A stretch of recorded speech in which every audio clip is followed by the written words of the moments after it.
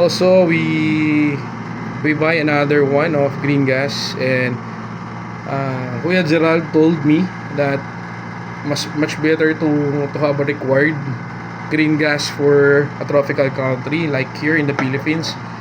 Comparison with the green gas power up, it's okay, but technically it's not recommended for tropical country kasi pang European to, pang malalamig. Actually, pwede yan for gas rifles. Yes, for gas rifle, pero not recommended in pistol kasi sisirain niya yung mga parts inside, and it will cost you a lot, guys. Then for me, education is the key. Kuya Gerald is one of the expert.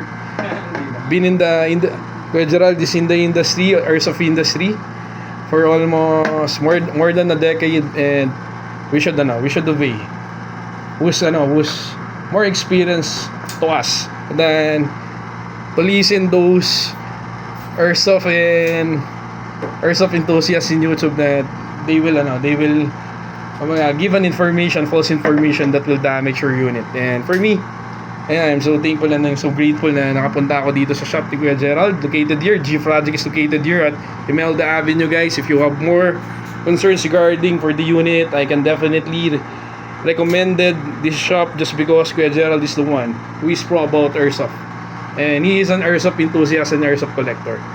And guys, God bless you all. See you in the next vlog.